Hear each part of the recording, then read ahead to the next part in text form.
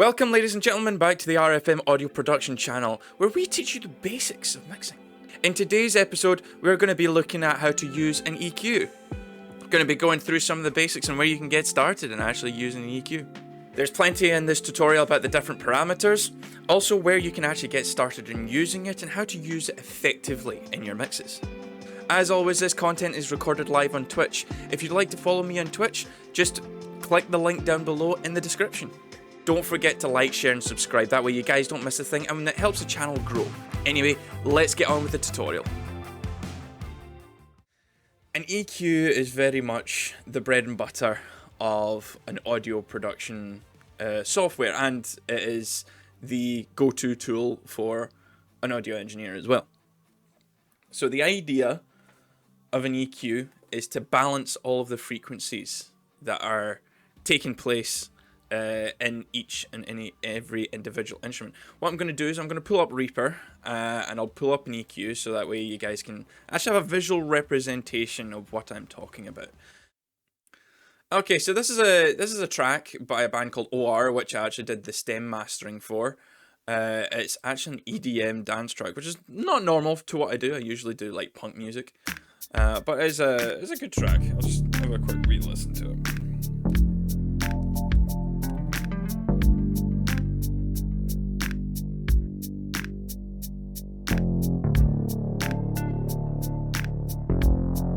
Okay. Right, so I currently have an EQ put onto my master plugin here. I'll just take that off first. So before we go into actually using an EQ, we have to understand what it is that it's actually looking at. Well, what it is we're affecting, what it is we're changing the parameters of. So first of all, we need to know what we are hearing. Now, we listen to various frequencies, but in this, you'll find that the standard, or what we consider the standard hearing range, is between 20 hertz, which is your extreme low end, to 20 kHz, which is your extreme high end. Every instrument kind of centers itself in a different group of frequencies, but you'll usually find that every instrument kind of overlaps on many different frequencies. So here we actually have the grid. So we actually have 20 hertz right at the bottom here, all the way up to 20 kHz. Now, it's not necessarily an exact science. That's how much we hear. As you get older, your range tends to get narrower, especially the high end tends to drop off. I think as you get older, it kind of drops. I think once you get into your like 50s or 60s, it drops to roughly about 16K, and it just keeps getting lower really as time goes. So, if we look at this here, you can actually see the graph of all the different levels of all the different frequencies in here.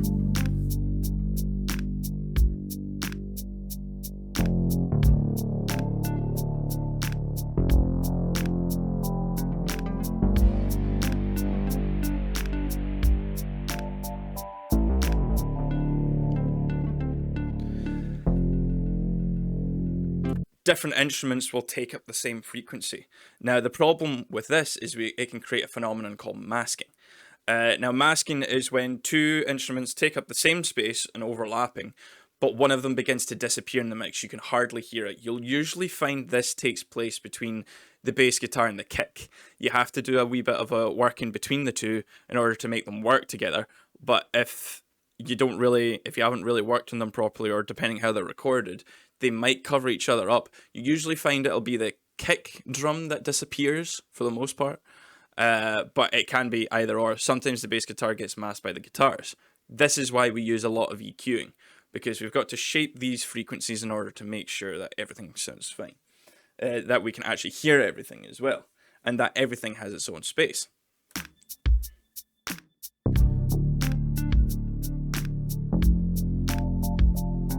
So there's three main parameters we're going to go over today, and these three main parameters are the ones that I use most of all, and you'll find a lot of engineers used majority of the time.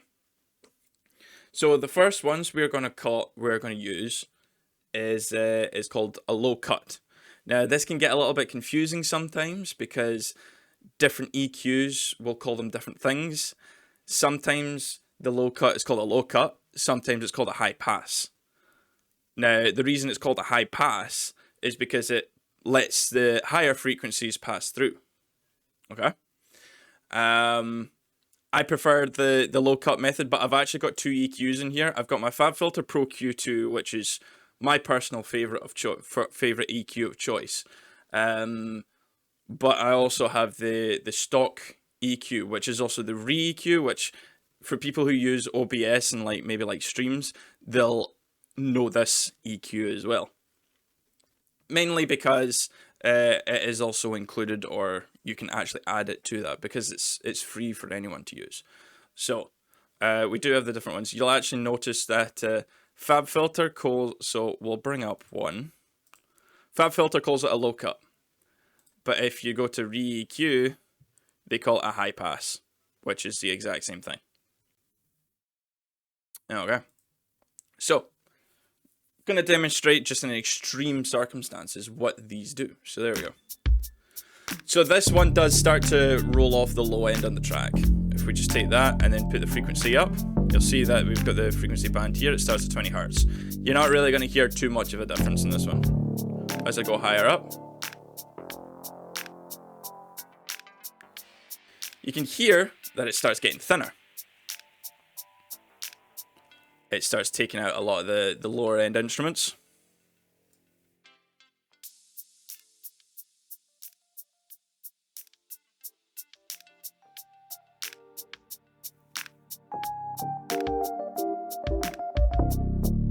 That's a great thing. A lot of the older DAWs use what's called Audio Suite, where it prints the track, but the good thing is about these real-time plugins is that we can watch it happen as it's happening. So that's exactly what it's doing. It's rolling off. It's rolling off the low end. We can take it right up and go right back. Really quite simple. Now there is also the inverse to it, which is the high cut, or also called the low pass filter. So I'm going to actually create one, and it does the exact same thing. It's just working from the highs, just cutting off the highs in the other direction. So we do this.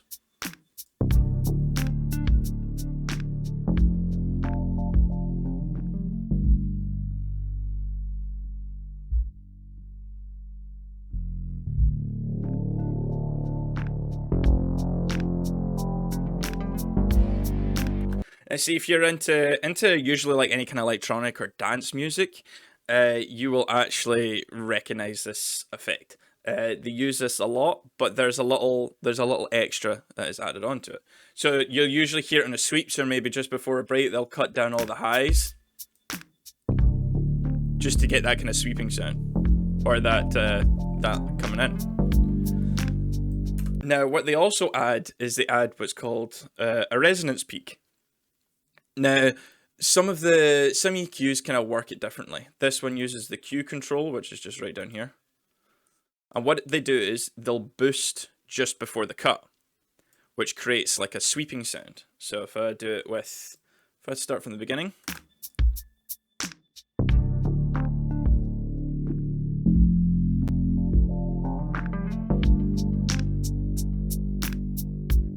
That's your resonance.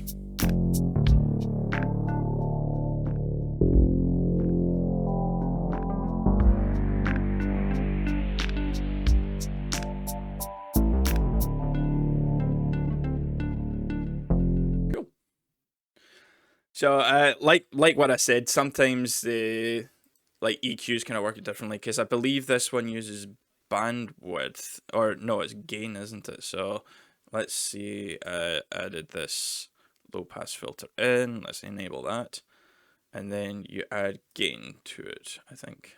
Nope, the gain doesn't do anything. Right, bandwidth. There we go. So you'll see it also does that here as well. Does the same thing.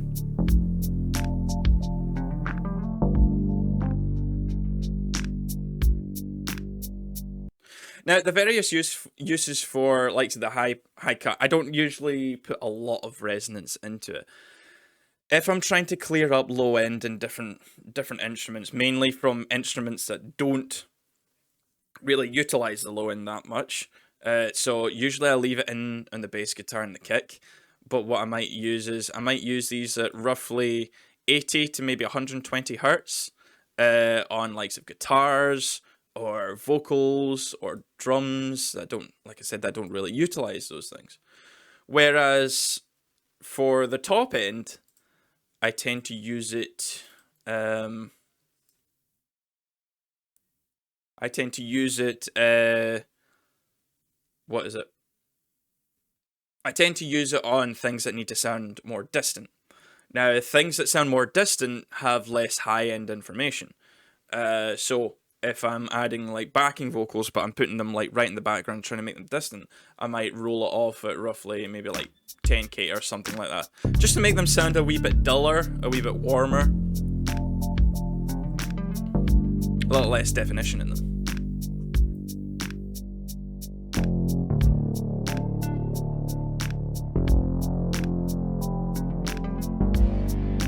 I also like using them on reverbs themselves as well, because some reverbs, especially like digital reverbs, can have this really unnatural high end to them.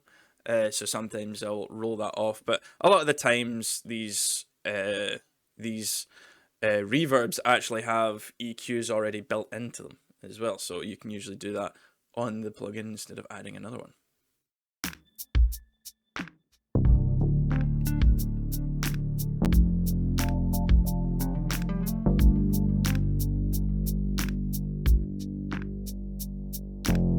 So that's a simple place to start with that. You can start playing around with any of these. The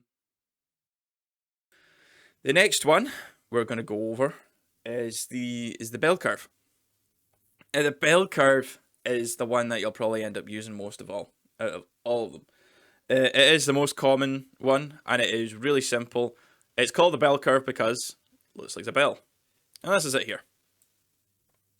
You'll usually find different sections of it, so it's just called a bell curve. It's not usually called anything else. And the reason is this shape is so the frequencies around it go up and go down exponentially, so it sounds a lot more natural when you actually boost or cut something. So let's just make it really obvious so you can hear what's going on.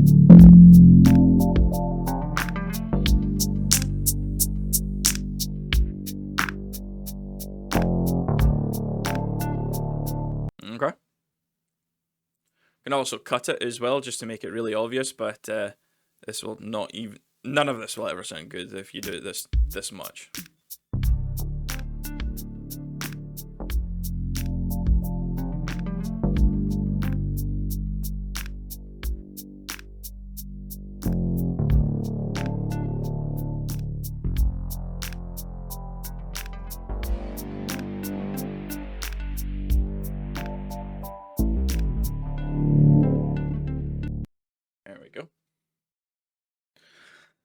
So there is a technique to what you need to do. Each frequency has a different effect on it. We're listening to the track as a whole, but maybe if I like soloed one of the instruments, let's solo the bass just now.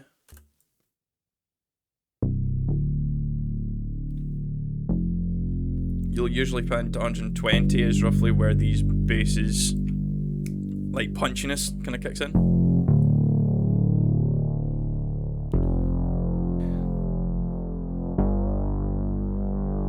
So as you can see, just looking at the bass guitar, it still has some higher frequencies, even though it's not much. Like you can see it down here.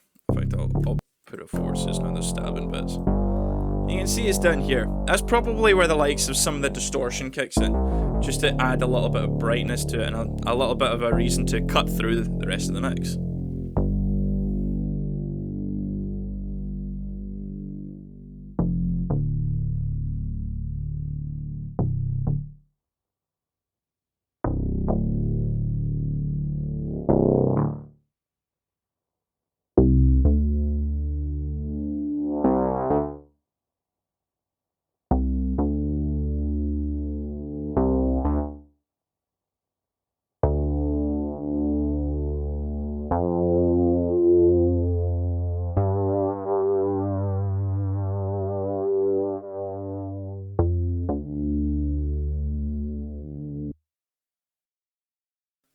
Now, the mentality for thinking of EQing when you're cutting and boosting is what you should do is you should do a narrow cut and wide boosts, right? Now, in order to do that, we use the Q band right here. So that decides how wide or narrow the cut is. So if I put it up, it takes it a bit narrower, and it goes wider. Now, the reason we do like narrow cuts and wide boosts is really when you're trying to get rid of like a problem frequency. Maybe there's like some muddiness, which you might find roughly about like 300 hertz. So let's take the whole track into account. So between 300 and I think it's 500 hertz is usually where you'll find like the muddy frequencies. This one isn't too bad. But what you can do is you can do to cut them out to make it, give it a wee bit more clarity and take out some of that mud. And this situation doesn't really need it. It's quite a well balanced mix.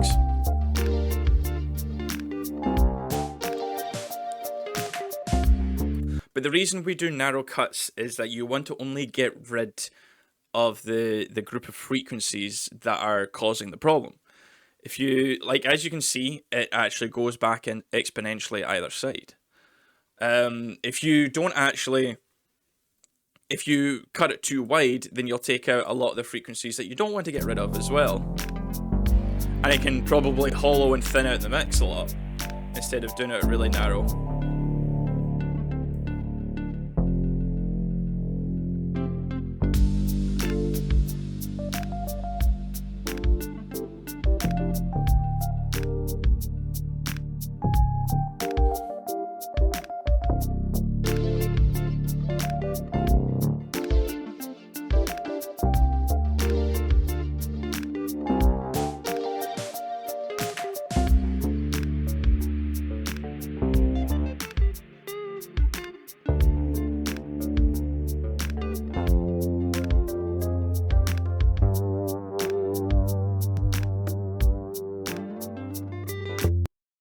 Right, so you can make them narrow. Now, there's one thing you can do is you can make the band the most narrow, right? And that's what we call a notch. And the reason for a notch is sometimes you will get specific frequencies that are really quite harsh. I find them a lot in like snare drums that haven't actually had any particular gels put them, like moon gels, that's what they're called. Any moon gels put on them. And it can sometimes create like a painful frequency. It's not necessarily like up high and obvious as to where it is all the time, but sometimes I can just, when I'm listening to it, I feel like my ears are hurting or throbbing. So I'll give you an example of what a frequency, like a notch frequency sounds like. You can hear it quite obviously there.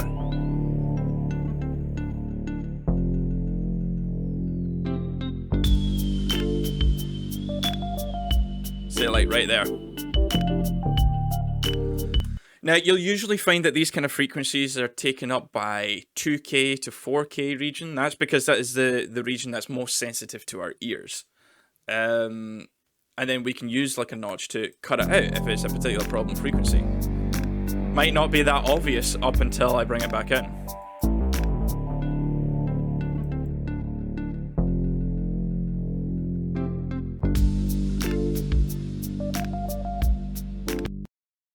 So that's always useful to take out so many like unsavory frequencies or maybe like boosts up in there. So that's another thing. There you go. You've now got your bell curve EQ as well. The boost and cut is done by decibels. So if it's like in the negative, you're cutting. If it's in the positive, you're boosting. Usually what I recommend is most of the time is to try cut where you can. I'm not saying you can't boost, it's just better. You could end up wanting a particular thing and you start boosting everywhere, boosting everything, and you've got a mess by the end of it. Whereas cutting in my opinion, is a lot smoother, it's a lot easier. A lot of the times it can have the more desired effect. Like for warmth, usually warmth takes place roughly in the same region as the muddy regions, which is the kind of the 300 to 500 hertz range, right?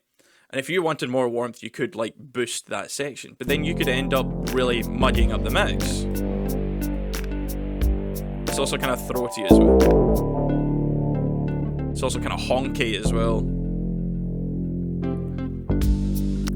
But what you can do instead of adding is you can take away stuff roughly about the 2K region, which is kind of where your kind of snaps and your presence is. So what you can do is you can cut that slightly, and that can actually add warmth to it. I usually do that in vocals if I feel like the vocal needs a bit more warmth rather than an aggressive sounding tone.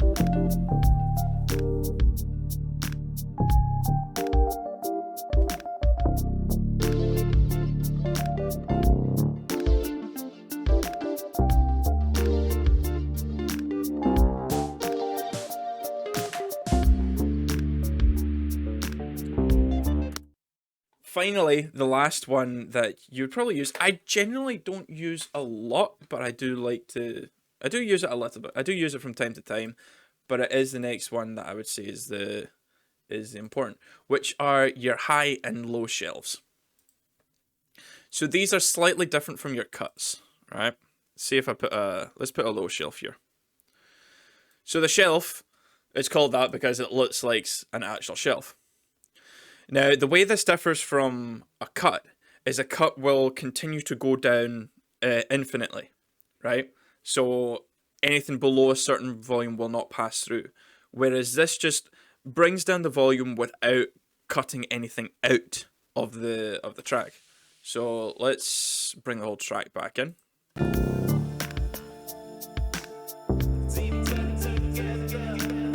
So if I was to use this, especially in likes of a what is it? Like this kind of house or EDM music. I would use it just to add some more low end, maybe. When it comes to like having big thumping low ends, that's very genre dependent. You'll find that each genre has its own form of mixing practices. This kind of music, because I think the way these, where these mixing practices come from is by what the listening environment is. You've got to understand the intention of what the music is supposed to be doing. So, likes of this house music, people are going to be dancing to it, right? It's going to be a live venue, they're going to be dancing to it, so you probably want more low end and more oomph in there. Whereas, when it comes to likes of punk or rock music, people are more likely to be listening to that in their headphones.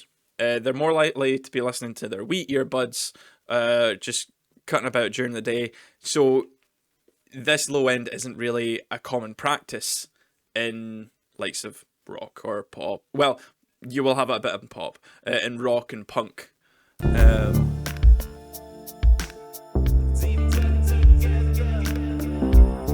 Now you'll usually find that you don't. Not many mixes will have that much information at 20 hertz and lower, right? So I would say roughly about, I think it's like roughly about 40 hertz and lower is the region that I would generally cut out of a mix entirely. In something like this, especially with bigger speakers, you would like 40 and 30 hertz and lower is sort of the region where you're no longer hearing the bass, but you're feeling it. You can feel the rumble. That's kind of where 20 hertz is meant to be, is like 20 hertz and lower. It's sort of like shaking ground at that point. It's not really a sound, it's a feeling. So, likes of in this music, you might still have that 20 hertz still there, just to add to that energy and that oomph of people dancing and stuff like that. That's why they kind of use that kind of low end method. Now, what you can do is, if you want to just bring down the bass guitar without compromising any of that lower end information, you can also just use the shelf to cut.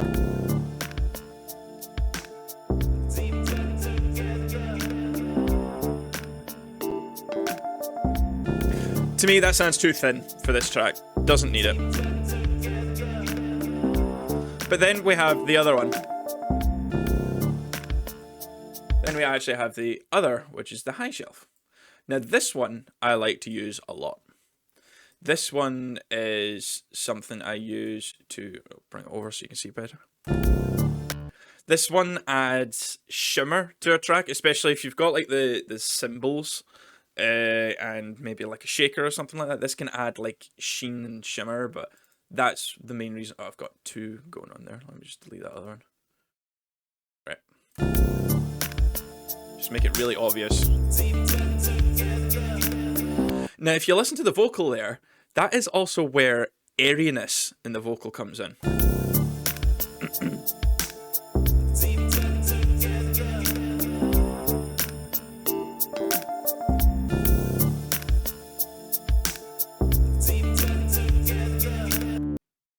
Yeah, so this is one of my favorite bits for adding like clarity to a vocal. I actually use it in my own EQ for this stream as well, just to make it sound a lot higher definition, just to make it sound a little bit cleaner and a little bit clearer, I would say. Plus, in a track like this, that particular vocal would actually benefit from a bit of airiness.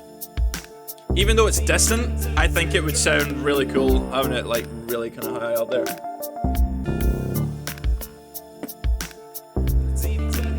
And you can also do the same with cutting it as well.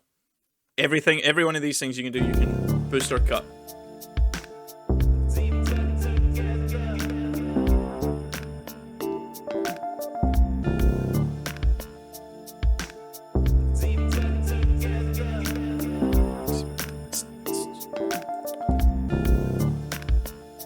So yeah, that's the basics of EQ, ladies and gentlemen. That's a great place for you guys all to start and pick up an EQ. Thanks very much, guys, for listening. I really appreciate it, and I hope this has all helped you out. As I said at the beginning of the video, please don't forget to like, share, and subscribe, and hit the bell icon. That way you don't miss a thing. I hope you're doing well, and I hope your snares are slamming today, guys.